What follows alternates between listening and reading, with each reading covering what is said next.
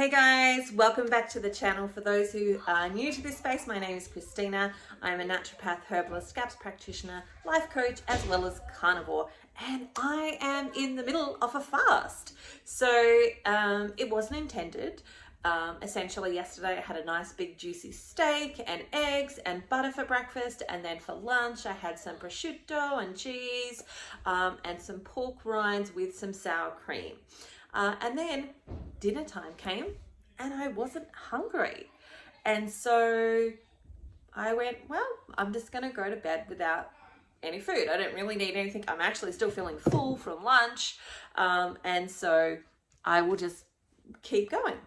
And it is now morning. I'm probably about 10 minutes before I cross over into an 18-hour fast. Again, it wasn't intentional. I didn't go, hey, I'm going to fast tomorrow. No, I just was full and decided I wasn't feeling hungry, so didn't need to eat. And I'm not yet actually really hungry. Like, my kids are having breakfast. I'm not super bothered by them eating or anything like that. I could eat, but I'm actually not hungry. So me eating now would be just out of the habit or the desire to have something on my taste buds, etc., versus me actually eating because I'm hungry.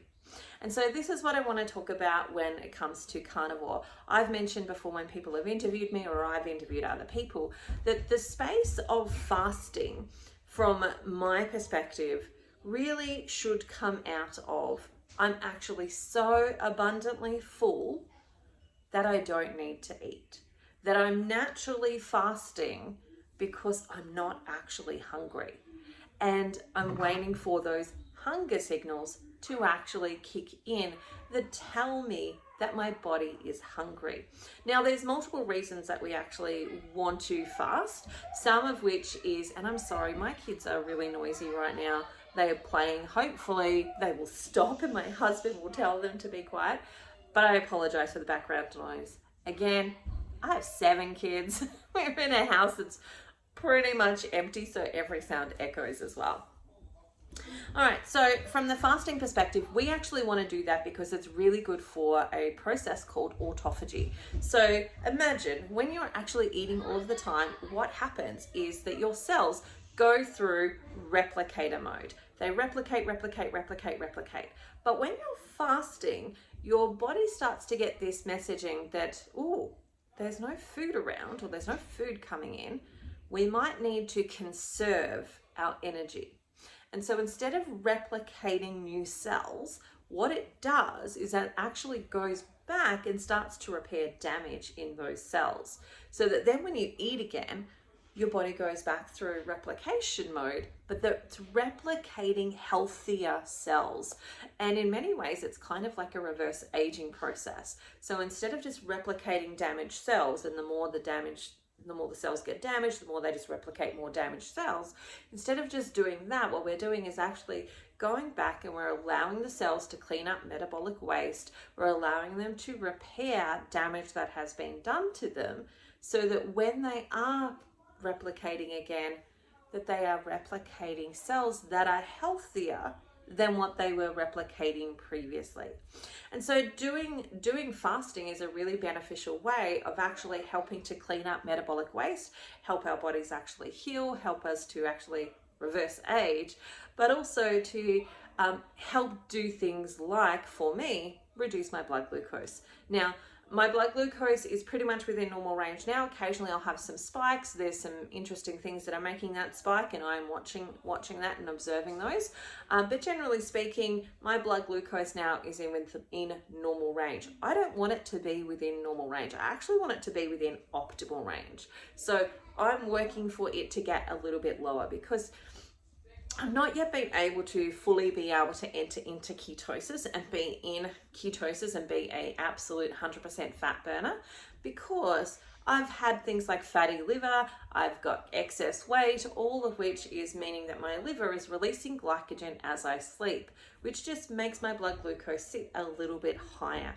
And my goal is to use through those stores and to use up what's actually there so that I can get into that ketonic state much more easily and be more fat adapted, where my body is actually using fat as its stored preference of food versus glycogen and glucose. And so that takes time for that to actually happen, and that's been happening for me over the last 8 months. It's been happening for me over those last 8 months. And so, you know, I'm still chewing through some of that excess glycogen. So I want you to imagine that your body has a fridge that has a refrigeration compartment.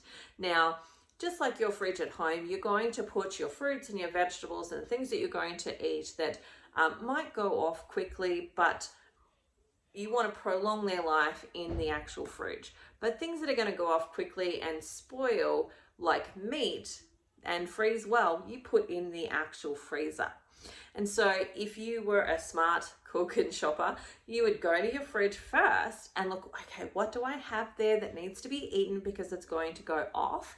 And you're going to pull out the stuff from the actual fridge and eat that first. Now, if the fridge starts to get a bit empty or it's lacking a few things, then you might go into your freezer and actually pull some of those things out of the freezer. Your body does the same thing. So the stuff that goes in the fridge are your carbohydrate-rich foods. That's where they're going to go. The stuff that goes in the freezer is your fat. And so the fat is where it's a slower burning, it's put on ice, and you know, it can last longer in there. And so we chew through our carbohydrates first, and then we start that process of going through into the fat. So I'm still working through some of those carbohydrates that are there, but eventually my body will 100% kick over into that freezer. Now, my body has sporadically gone into that freezer.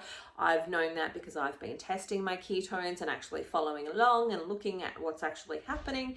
And that's definitely improving. My body's doing that switch a little bit faster and a little bit quicker and a little bit more often. But it's not yet doing it 100% or even, you know, at say 70%. And that's part of my goal. So when I hit that place, that means that I'm more likely to actually lose some of the excess fat on my body a little bit faster as I use up that fat as my fuel source. And then that of course will help to get me into a little bit more rapid weight loss for at least a period of time.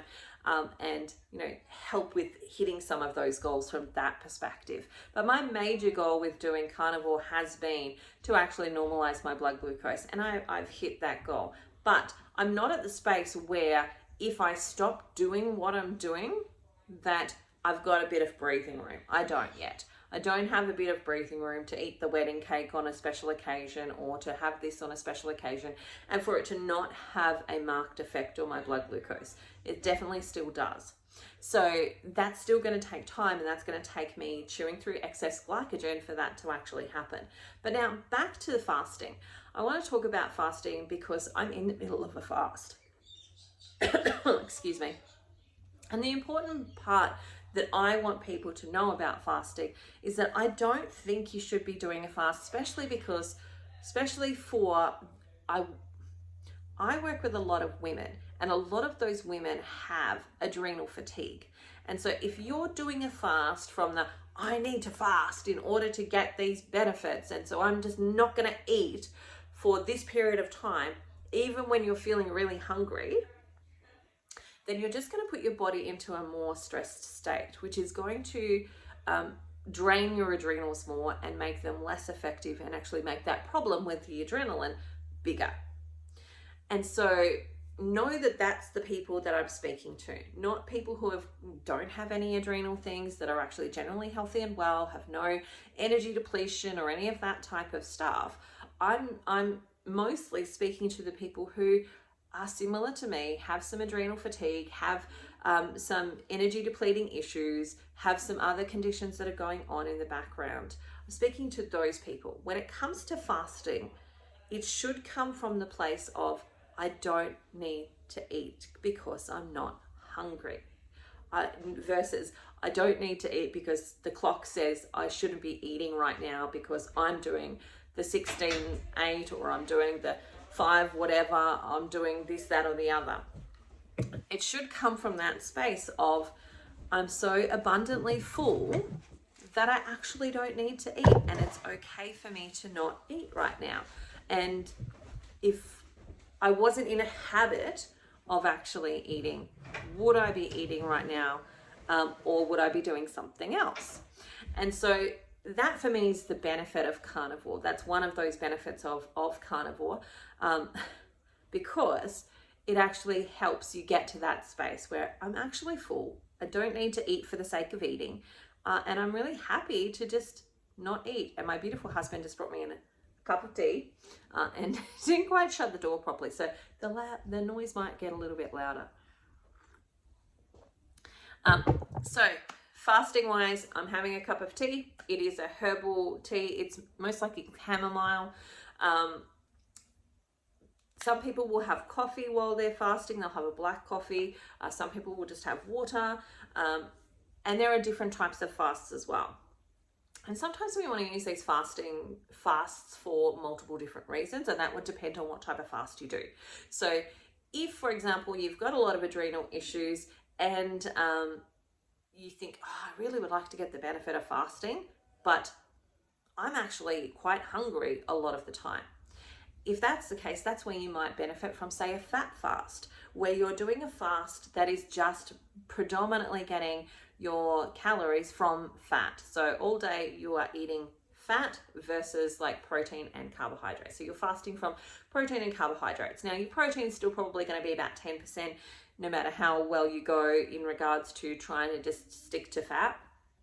But that's neither here nor there in the sense of like, that's not an issue. It's low enough that it's not becoming converted into glucose and so on. And so, you know, that day might look like you start the day with a fatty latte or hot water with 2 egg yolks in it and some butter. It might be that, you know, for me, I don't like coffee, so it's pretty easy for me to not do the coffee. But what I might do is make a chai latte, which is a chai tea that I've brewed, and like I make sure that I brew it so that like all the herby flavors are actually in there. And then I will add 2 egg yolks and 2 tablespoons of butter to that. Now that will actually mean that I'm getting in a good whammy of fat and actually will help to keep me satisfied. Then you could have Russian custard, which is made with egg yolks and maybe a little bit of vanilla in there to actually make it delicious for you. Then you might have like scrambled eggs that are just made with egg yolks and not the egg whites. You might have pork belly in warmed through egg yolks. Like you might make not pork belly, I'm thinking more pork scratchings, like the actual pork fat, pork lard that you've chopped up and fried, and dip that into some egg yolk.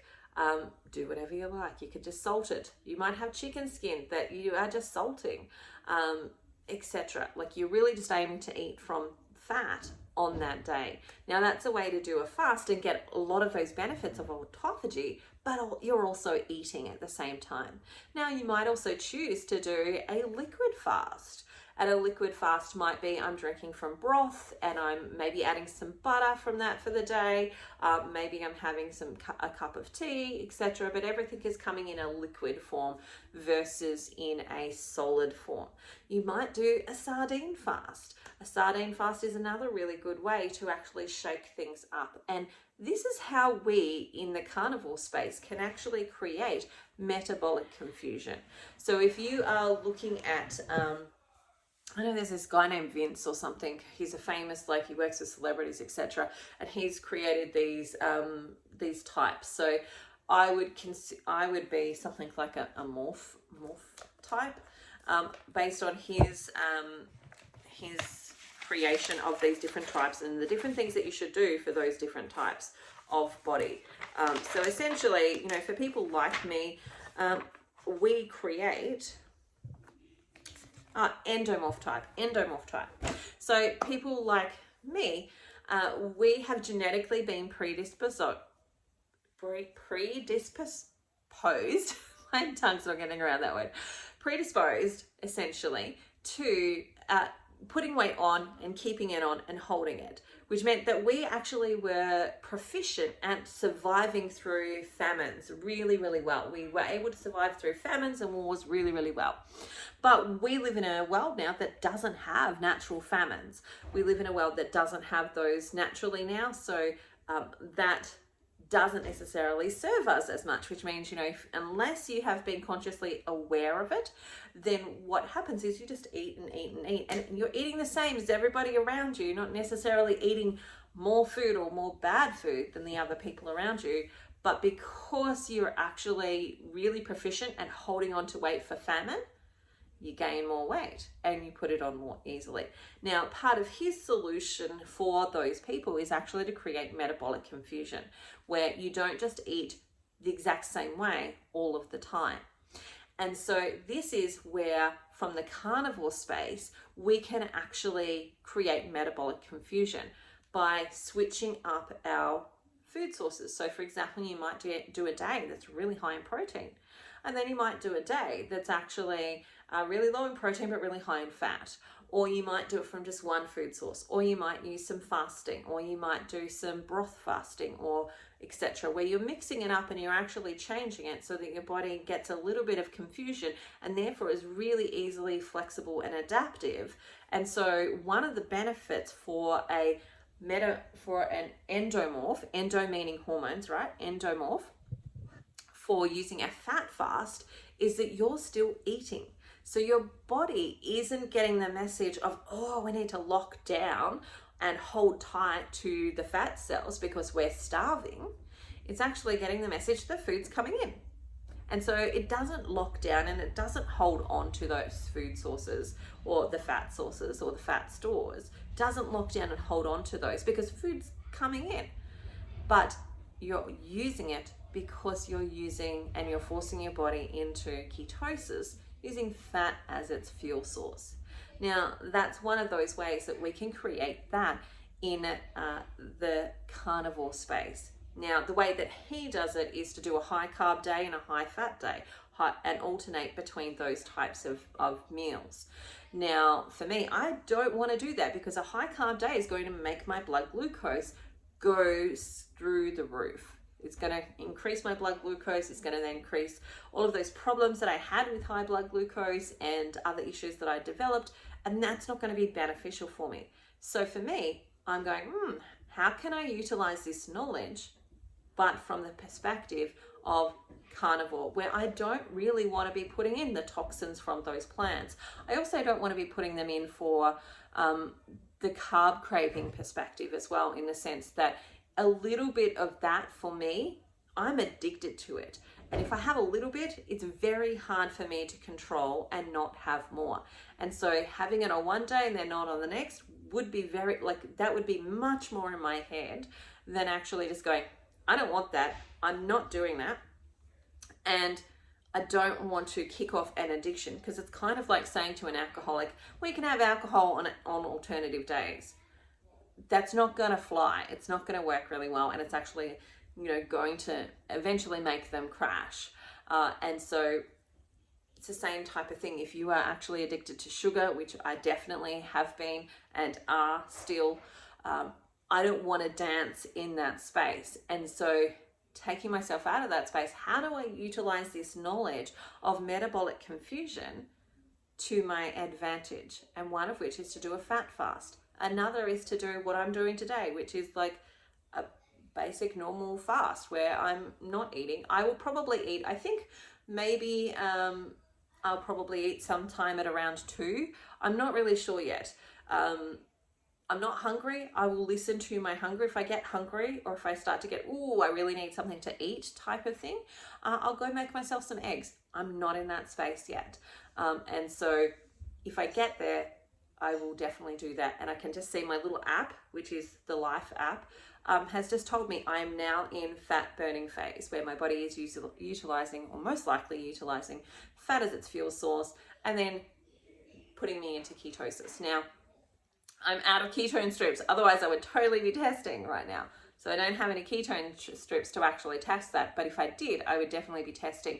Now, my guess is I took my blood glucose a little bit before this. My blood glucose hasn't dropped enough, like I'm certainly not low 5s, 4s, where that would indicate to me that I would be doing that.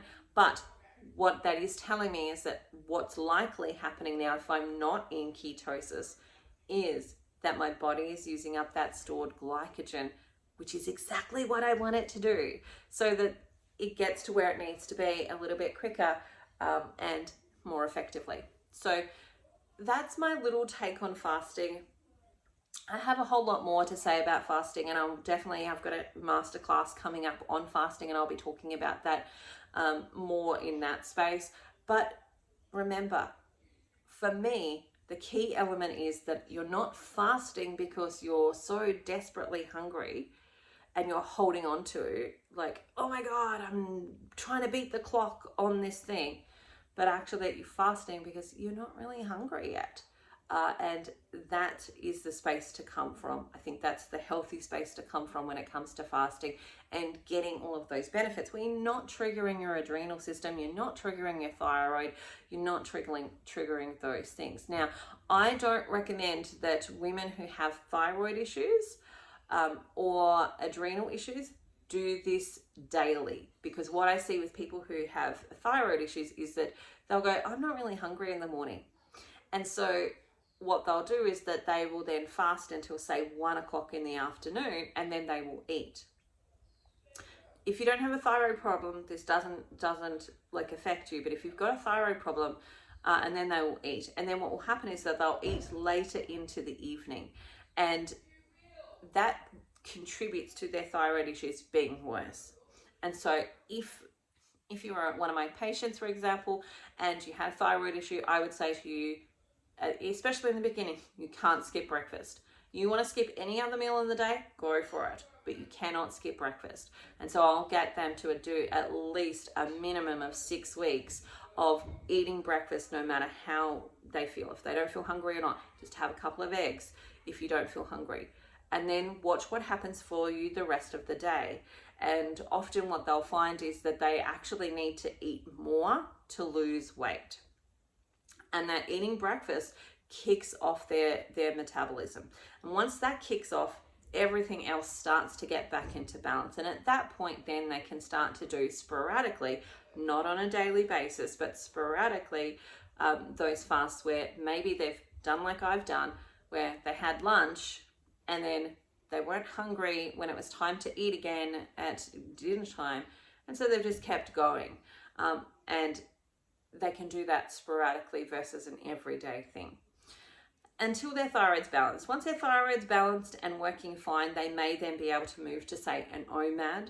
But the key thing is you don't want to skip breakfast and then be eating lunch and then dinner and not finish eating until, say, 8, 9, 10 o'clock at night, because all you've done is just moved your metabolic window.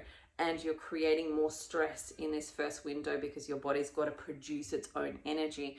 And that's usually going to come from glycogen in the liver, which is going to increase your blood glucose, throw all your other metabolic things out of balance, and then create a cycle that's not necessarily good for you. So fasting should come from, I've got an overabundance, I'm actually really full, satisfied, I don't need to eat anything else, I'm good to go. And that's where that should come from, versus I'm trying to do this protocol that's this amount of times and this amount of things, versus the other. If you're hungry, eat. If you're not hungry, don't eat. If you've got a thyroid condition, have breakfast. And if you're not hungry for the rest of the day, go for it. Don't eat for the rest of the day, but always make sure you have breakfast if you've got a thyroid condition. All right, that's it for me today. I hope you have the most amazing day ever. I'll let you know how long my fasts end up going. I've got a little stop clock on there, so I will let you know when that is done. I'll put a little post up, and I will talk to you again soon. Bye for now. Have the most amazing day ever. See you soon.